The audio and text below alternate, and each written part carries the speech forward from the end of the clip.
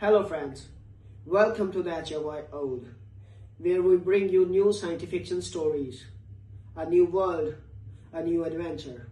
And yes, there is no robotic or AI voices here, only real human voices with real human touch.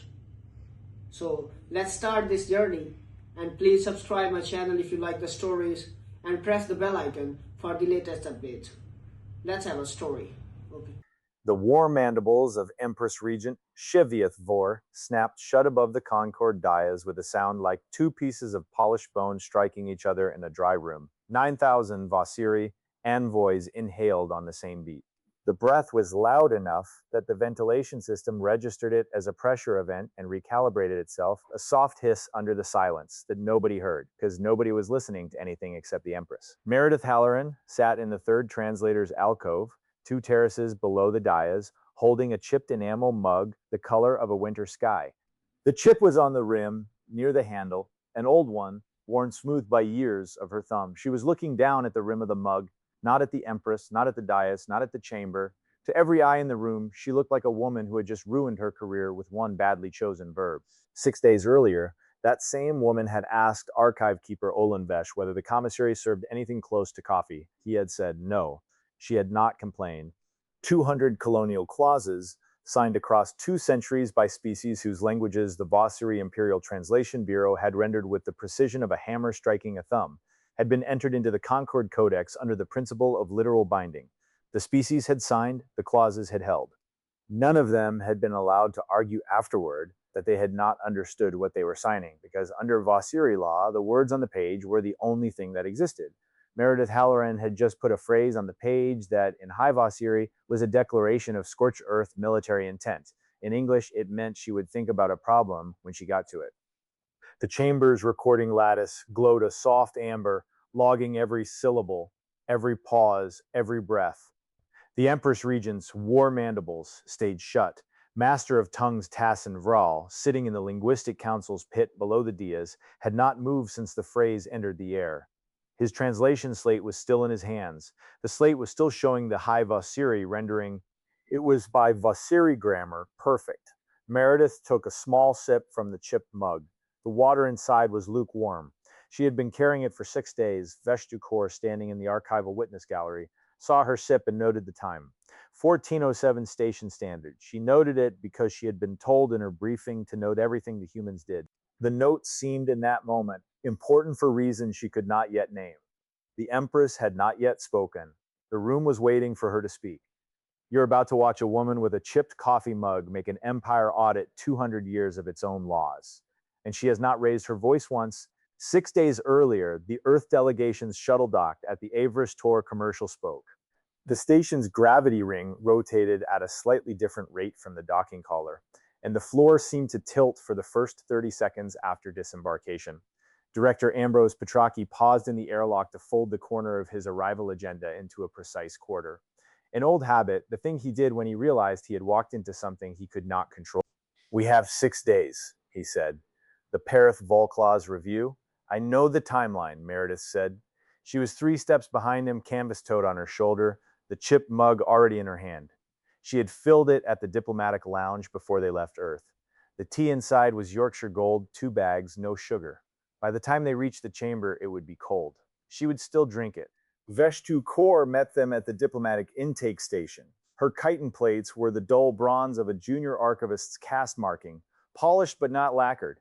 She carried a witness stylus in her left grasping limb and a credential band on her right. She was 23 station cycles into the role and had never witnessed a treaty review before. She had been assigned to the Earth delegation specifically because she had no prior bias toward human linguistics. Her superiors had used the word neutral, they had meant expendable. Director Petracchi, she said, her translation glands clicked twice, calibrating to the human vocal range. Translator Halloran, I'm Veshtukor, your archival witness. I will be present at every formal session and every recorded conversation. I'm not permitted to speak unless asked. Understood, Petracchi said. Meredith looked up from her mug. What kind of stylus is that? Veshtukor blinked, 4 eyes opening and closing in the staggered pattern of polite confusion. It is a Class 3 witness stylus. It logs all observed events to the Concord archive in real time. Real time, Meredith said. No buffer. There's a 4-second buffer for editorial discretion. After 4 seconds, the entry is locked. Meredith nodded slowly, like that was a useful thing to know, and wrote something in a small black notebook she pulled from her tote. Petraki did not see what she wrote. Veshtukor did. The word was buffer. This way to your quarters, Veshtukor said. The Concord Hall rose around them as they walked the diplomatic spine. Vaulted ceilings of fused silicate, walls lined with the credential banners of every species the Vasiri had ever brought into formal compact. Most of the banners hung at half extension. 300 years of imperial archives, and almost every banner represented a clause signed under what other species called duress and what the Vasiri called settled language. All in Vesh, an archive keeper junior, to Veshtukor by exactly one cycle, met them at the residential wing. His kitten was darker, his stylus older, his manner more careful. He waited until Veshtukor's translation glands had finished cycling before he spoke. The Concord Hall operates under literal binding, he said, every word logged, every idiom flagged. No metaphor permitted in formal session. If you say a thing, you have said the thing. There is no recourse for cultural meaning. That's clear. Petraki said. Meredith said nothing. She was looking at the credential banners. She had stopped walking. Veshetukor watched her count them. The count took 30 seconds. There were 207 banners. The first one at the far end was the Perithvol banner. It was the oldest. Its credential dye had faded almost to bone white. Meredith mouthed something silently. Veshtukor saw her lips move and could not read the word. She wrote in her witness log, translator Halloran mouths a phrase before speaking it. Repeated behavior. Possible vocal preparation. Tick. The note locked into the Concord archive 4 seconds later. Day 1 of the summit opened at 09 station standard with the recitation of the standing terms. Minister of Settled Tongues Vresh Karan delivered the opening, his ceremonial throat sac inflated to its full diplomatic capacity. His voice, carrying the resonance of a bone instrument, played in a marble hall. The Perithvol subjugation clause had been signed 203 cycles ago. It bound the Perith species, a small bipedal people from a moisture-poor world in the Voral Arm, to perpetual tribute of 3 resource categories. The clause had been signed in High Vasiri. The Perith language had not possessed a word for perpetual at the time of signing. The Perith had assumed they were agreeing to a 50-year arrangement. The clause did not say 50 years. The clause said perpetual. Director Petraki rose. Earth's delegation, he said, wishes to enter a contextual objection. The Perith signatories did not possess linguistic equivalents at signing. The principle of mutual comprehension is foundational to any binding compact. Overruled Minister Vresh Karan said, mutual comprehension is not a Vasiri principle. Literal binding is the Vasiri principle. Continue. Petraki sat, he folded his agenda. Earth's delegation, he said, standing again, wishes to enter a procedural objection. The Perithvol clause was renegotiated in cycle 47 without Perith representation.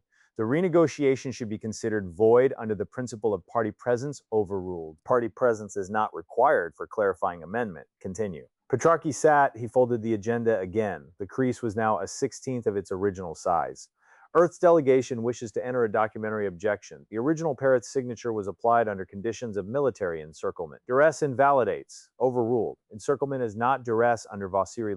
Encirclement is context. Continue. Petraki sat. He did not stand again. Meredith, in the translator's alcove, wrote a word in her notebook. The word was cadence. She mouthed something silently, sipped from the chipped mug, wrote a second word. The second word was register. Veshtukor, in the archival witness gallery, logged both behaviors. She also logged that Master of Tongues Tassin Rao in the Linguistic Council's pit had been watching Meredith since the third objection. He had not made a note, he had only watched. His translation glands were idle, he was listening, but he was not translating, he was reading her notebook from across the chamber. Veshtukor knew this because the Master of Tongues had the augmented dorsal optic cluster of a Tier 1 linguist, and he had angled his head exactly 6 degrees to put the alcove in his focal cone. She had seen this posture once before in training when a senior archivist had been suspected of falsifying a settlement log. The posture was called quiet reading.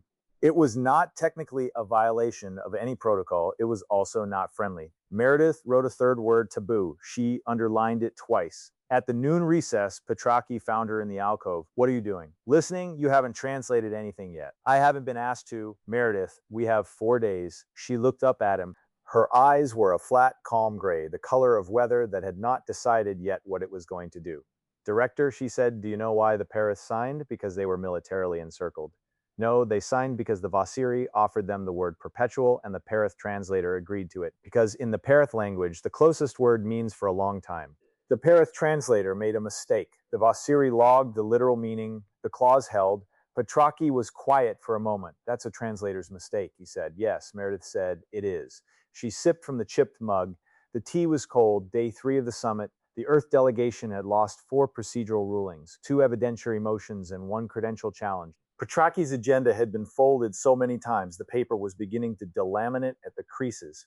He was, the Shukor noted, no longer making eye contact with the Vasiri ministers. Meredith stood. It was the first time she had stood since the summit began. Translator Halloran request Protocol 7, she said, the chamber still. Protocol 7 was the lexical confirmation protocol. It permitted any translator of any species to request that the master of tongues confirm the formal meaning of a single word or phrase before it was entered into the record. The protocol had existed for 600 years. It had been invoked in Vasiri history exactly 41 times. 40 of those invocations had been by Vasiri translators correcting non-Vasiri ambiguity. The 41st was now. Master of Tongues Tassin Vral rose from the Linguistic Council's pit. His ceremonial robe carried the woven sigils of every imperial dialect he was certified to render. The robe weighed 18 kilograms. He wore it without visible strain. The Master of Tongues acknowledges Protocol 7. Translator Halloran may submit her query. I wish, Meredith said, to confirm the high Vasiri formal weight of the verb to cross. Specifically, the form gestraval, the active conjugated infinitive. Vishtu Kaur's stylus moved. She was logging fast now, 4 limbs working in parallel. The Master of Tongues considered the question for 3 seconds. The verb gestravol, in active conjugated infinitive, carries the formal weight of military deployment. It is a verb of martial transit. It implies the crossing of a boundary by force with the intent to occupy or destroy the further side. It is not used in casual speech. It is permitted in formal session under the binding principle. Thank you, Meredith. And the noun Volthren in the genitive case paired with the verb. The genitive Volthren paired with gestraval indicates the crossing place or bridge place. It is the structure being crossed. In martial context, it indicates the structure to be destroyed in the act of crossing. Thank you, Meredith said. She sat down. The Master of Tongues remained standing for a moment longer than necessary. His augmented dorsal optic cluster was still angled at her notebook. She closed the notebook. He sat. Petraki leaned across the alcove divider. What was that? That was Protocol 7, Meredith. What was that? She sipped from the chipped mug. She wrote a word in her notebook. The word was trap shape. I wanted it on the record, she said. The Shetu Corps in the archival witness gallery watched Meredith underline trap shape twice. She did not know what the word meant. She wrote in her witness log, Translator Halloran has placed a query under Protocol 7 regarding the martial weight of 2 high Vasiri lexical units. The Master of Tongues has confirmed the martial weight on record. The query appears procedurally minor. The translator's notation suggests otherwise. The note locked 4 seconds later. In the Linguistic Council's pit, Master of Tongues Tassin Vral was reviewing his own translation slate. He had access to every Protocol 7 invocation in Vasiri history. He was, Veshtu Kaur saw, scrolling backward through them. He was looking for something. He did not appear to find it. The recess was called at 16 Fauser. Petraki pulled Meredith into the sealed antechamber assigned to the Earth delegation.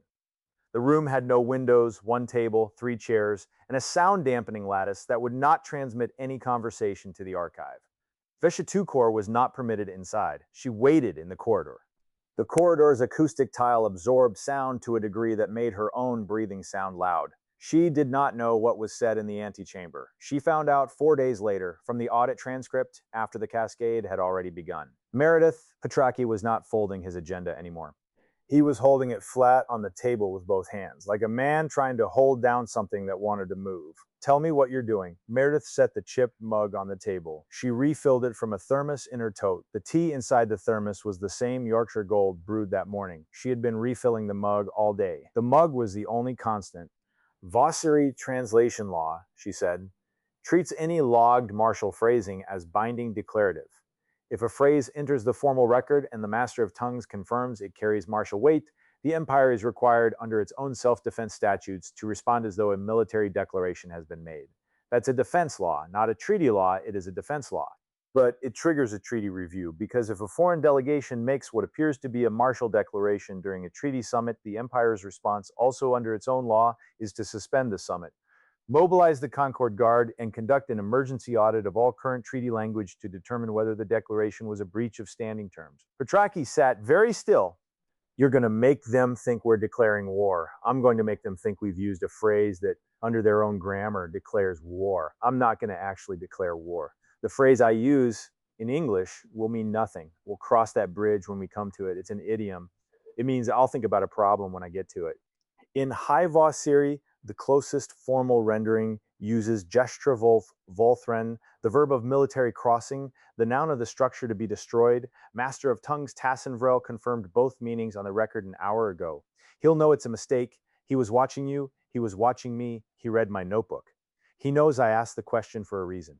But he can't say anything because under Protocol 7, the lexical confirmation he gave is binding. He confirmed the martial weight. He cannot now claim that the same phrase used by a foreign translator carries non-martial weight. Vasiri law does not permit selective interpretation. That's the whole foundation of literal binding. So when you use the phrase, the Empress Regent will be required by her own statutes to mobilize, she will be required by her own statutes to call an emergency treaty audit. And the audit, by the Cascade Clause in Article 11 of the Concord Codex, will reopen every clause in the current treaty cycle for linguistic review. Petrarch looked at his folded agenda. He had been folding it for 6 days. The paper was a square the size of his thumbnail. How long have you been planning this? Meredith refilled the mug. The thermos was almost empty. 6 months. 6 months. I started the day the Paris delegation was denied their 5th review petition. I read every Protocol 7 invocation in the Concord archive. I studied HFY Stories martial grammar with a Paris linguist who learned it the hard way. I drafted the phrase, the timing, the procedural sequence. I checked it against the Cascade Clause. The Cascade Clause is the key. It's the one piece of Vasiri law that uses non-literal language. Article 11 says all current treaty cycles shall be reviewed. Current is undefined. In Vasiri legal precedent, current has been interpreted to include every clause still in force, which is all 207 of them. Petrarch was quiet for a long time. The sound-dampening lattice absorbed the silence and gave back nothing. 207 species, he said. 207 clauses. Some species have more than one. The actual count is 193 species. They will all get an audit. They will all get to argue under linguistic review that they did not understand what they signed. And the Vasiri will resist. The Vasiri will resist procedurally. They cannot resist legally. The audit, once triggered, is automatic. It's a self-executing clause. They wrote it themselves 400 years ago when they were worried about their own translators being misled by alien grammar. They never imagined an alien translator would trigger it on purpose. Meredith wrote a word in the notebook, a third word, after trap shape. The word was daughter. Petrarch saw it but did not ask. He looked at the folded agenda. He unfolded it. The paper had been folded so many times the original creases were invisible. The text was unreadable. The whole thing was just a small white square covered in lines. What happens to you, he said after. Nothing happens to me. The phrase in English is innocent. I will appear to have made a translator's mistake. The Vasiri will be furious, but they cannot punish me, because punishing a translator for a confirmed lexical rendering would invalidate every Vasiri translation ever made. They are trapped by their own grammar. I will go home. I will be reassigned. I have a daughter.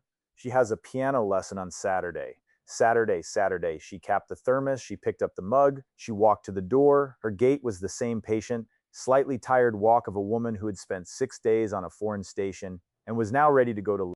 Director, she said at the door, when I use the phrase tomorrow, fold your agenda. Don't react. Just fold. That's all I have to do. That's all you have to do. She opened the door. Veshtukor in the corridor straightened reflexively. Meredith looked at her, smiled. The smile reached her eyes, which Veshtukor would later note in her witness log as culturally unusual for a translator under operational stress. The tea here is terrible. Meredith said to Veshtukor, is there a commissary that sells anything stronger? There is a vendor, and the diplomatic spoke. They sell a Vasiri brewed leaf called Thrench. It is bitter. Bitter is fine. Meredith walked away. The chipped mug was empty. She did not refill it. Day 4, 1407 Station Standard. Minister Vresh Karan had been reciting the standing position of the imperial throne regarding the Parathvol clause for 40 minutes. The recitation was procedural, an opening to the day's formal session, and required a translated response from the Earth delegation. Petraki rose. He delivered a prepared statement on Earth's continued objection. Meredith, in the alcove, translated the statement into High Vasiri at the standard formal register. Then Petraki ad-libbed. It was not in the prepared statement. He had not warned her. He looked at her across the alcove divider, and he said, regarding the broader question of how Earth intends to engage with the unresolved subsidiary clauses of this treaty. Meredith translated in real time. Her voice was calm. Her hands were steady. The chipped mug sat on the alcove ledge beside her notebook.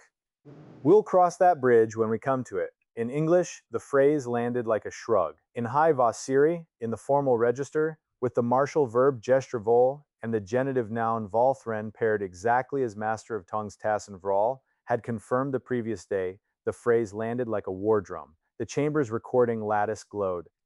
The phrase locked into the record 4 seconds later. Empress Regent Shiviath Vor's war mandibles snapped shut above the dais. 9,000 envoys inhaled on the same beat.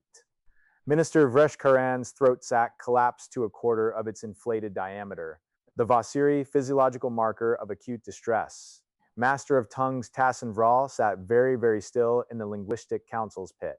His augmented dorsal optic cluster was angled at Meredith. He was not reading her notebook this time. He was just looking. He knew he had known since Protocol 7. He could not say so. Meredith looked at her chipped mug. She picked it up. She took a sip. The mug was empty. She set it down again. Petraki folded his agenda. The Empress Regent's voice, when it came, carried the resonance of a bone bell struck in a hollow room. The chamber will recess. The Concord Guard will mobilize to defensive posture. The Master of Tongues will confirm the lexical weight of the phrase entered into the record at 1407. Master of Tongues Tassin Vral rose. He stood for a long time before he spoke. Vestukor in the archival witness gallery logged the duration 11 seconds, the longest pre-speech pause in Tassin Vral's recorded career.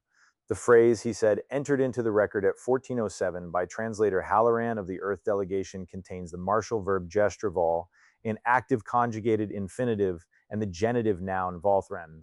Under the lexical confirmation entered yesterday under Protocol 7, these terms carry the formal weight of military deployment and the destruction of a crossing place.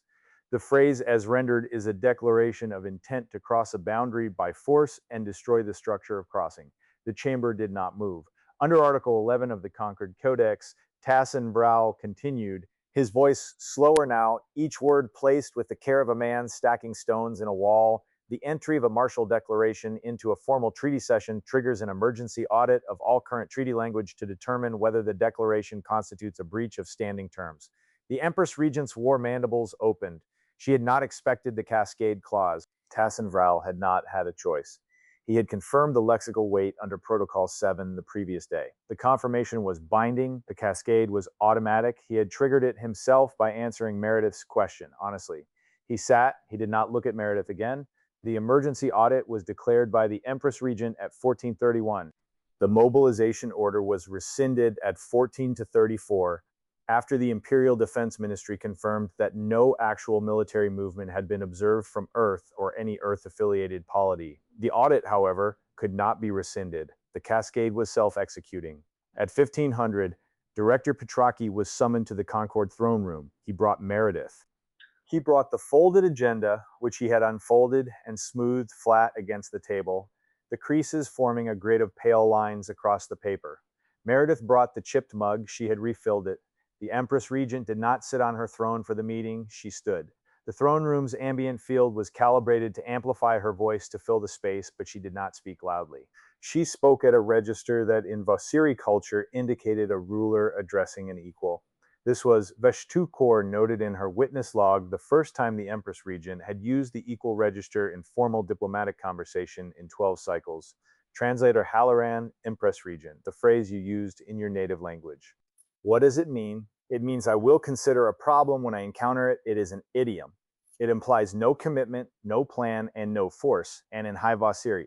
In High Vasiri, the closest formal rendering carries martial weight. I'm aware I confirmed the weight under Protocol 7 yesterday. The Empress Regent's war mandibles flexed once, not snapping, just flexing. You confirmed the weight knowing you would use the phrase today. I confirmed the weight because I'm a translator and Protocol 7 is the appropriate procedure for lexical uncertainty. You were not uncertain, I was operationally uncertain. Regarding the formal register, I'm now certain. The record reflects my certainty. The Empress Regent looked at her for a long time. The throne room's ambient field hummed at the Vociri imperial frequency, a low resonance just below the threshold of conscious notice.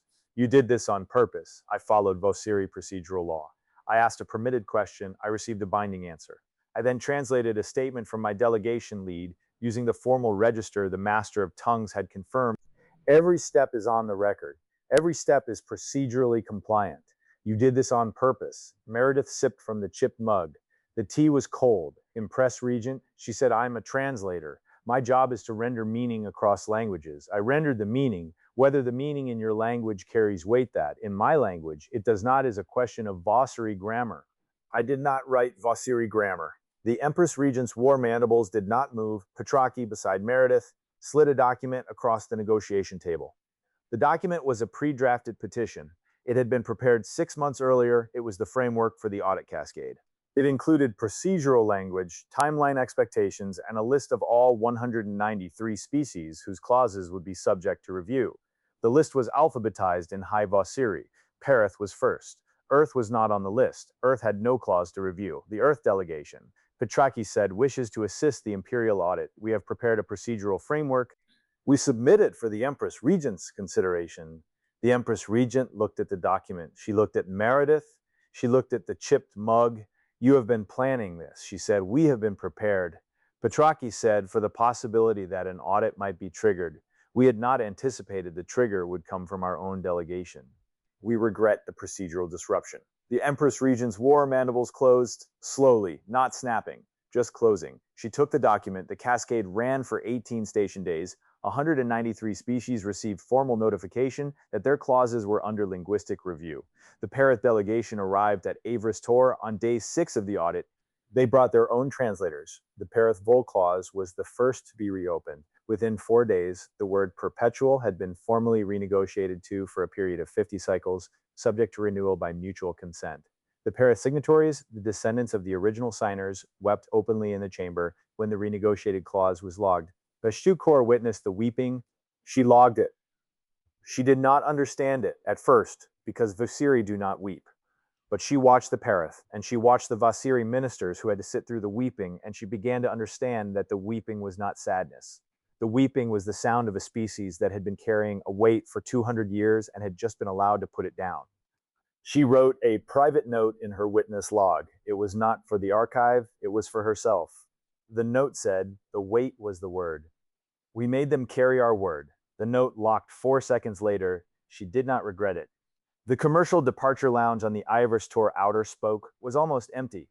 Meredith Halloran sat by the viewport, gray cardigan over a plain shirt, canvas tote at her feet. The chipped mug was on the armrest. It was empty. She had not refilled it since the throne room meeting. Veshitukor found her there. She was not assigned to find her. The Earth delegation's archival witness duty had ended at the conclusion of the formal summit. Veshitukor was off shift. She had come to the lounge on her own credentials, which was technically permitted but socially unusual. Translator Halloran Veshitukor. Meredith looked up. Sit down. If you want, Veshitukor sat.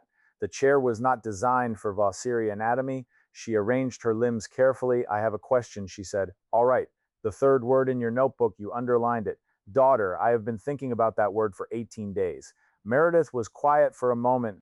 I wrote it, she said, because in hour 4 of the recess, I confirmed the whole operation was going to work. And I started thinking about what I was going to tell my daughter when I got home, about why I was gone for 2 weeks, about what I did. What were you going to tell her? I was going to tell her that I listened.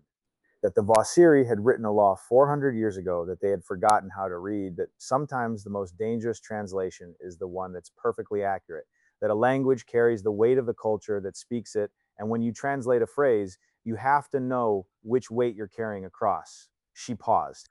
And that the commercial shuttle has terrible tea, but you bring your own.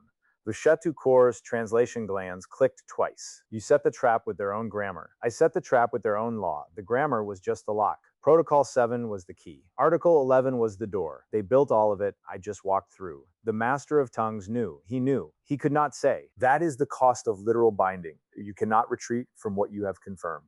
Veshetu Kor was quiet. The viewport showed the slow turn of Avris Tor's outer ring. The departure announcement chimed. 193 species, Veshetu Kor said, 193 clauses. The species count is a little different. The empire will not be the same. The empire will be more honest. That is not the same thing as smaller. Merida stood. She picked up the chipped mug. She slid it into the canvas tote. She picked up the tote. Veshetu Kor, yes, you logged every behavior I displayed for 6 days. You logged the notebook words. You logged the mug refills.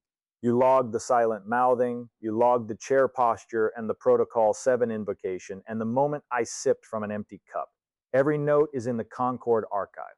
Yes, your archive is going to be read by every species in the Cascade. They are going to study how it was done. They are going to learn from your notes.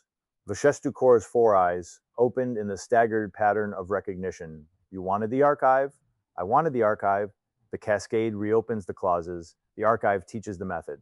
The next species the Vasiri try to translate into compliance will have a manual. Your witness log is the manual. You used me, I used the archive. You did your job. The job is what the archive is for. It is not your fault that the job, for the first time in Vasiri history, served the species being archived instead of the species doing the archiving. The boarding gate chimed a second time. Meredith walked toward it. Her gait was the same patient, slightly tired walk of a woman who had spent 2 weeks on a foreign station and was now going home for the weekend. Gray cardigan, canvas tote, chipped mug in the tote. She paused at the gate. Veshetu Kor. Yes, my daughter has a piano lesson on Saturday. She is 11. She is learning a piece by Debussy. Claire de Lune, it is very slow. She has been practicing for 3 months. The recital is in the spring. Why are you telling me this? Because you asked what I was going to tell her. I'm going to tell her that I went to a moon and I listened to a language, and I came home in time for her lesson. That is what I'm going to tell her. The 200 years of wait is not part of the conversation. The conversation is the piano lesson. She walked through the gate. Veshetu Kor sat alone in the departure lounge. The viewport showed the slow turn of the outer ring. The ambient field of the lounge hummed at a frequency just below conscious notice. She reached into her witness pouch and pulled out the agenda paper Director Petraki had left on the table in the throne room. He had not taken it with him. She had collected it because the archive required all materials from formal sessions to be logged. She unfolded it. The paper was a grid of pale creases. 6 days of folding, each crease was a moment. Petraki had folded the paper because he had realized he was about to lose something. The grid was a record of his fear. She counted the creases. There were 41. 41 times across 6 days. Director Petraki had been afraid. He had still folded. He had still sat at the table. He had still slid the pre-drafted petition across the negotiation table at the right moment. Veshetu Kor held the paper. She thought about the chipped mug. She thought about the silent mouthing. She thought about the word daughter underlined twice in a notebook. She thought about the cascade. 193 clauses, the Perith weeping, the word perpetual renegotiated to 50 cycles. She wrote a final note in her witness log. It was not procedural. It was personal. She knew it would lock into the archive in 4 seconds. She wrote it anyway. The translator made no mistake. The Empire made the mistake 400 years ago when it decided that the literal weight of a word was the only weight that mattered. The human did not break our law. She read it more carefully than we did. The next time we write a law, we should read it ourselves first. The note locked. The departure lounge's ambient field shifted. A new chime, a new announcement, a new group of delegates finding their seats. Veshetu Kor sat alone, holding a folded paper covered in 41 creases, watching Eavris Tor's outer ring turn against the dark. She thought about Saturday. She wondered what Debussy sounded like.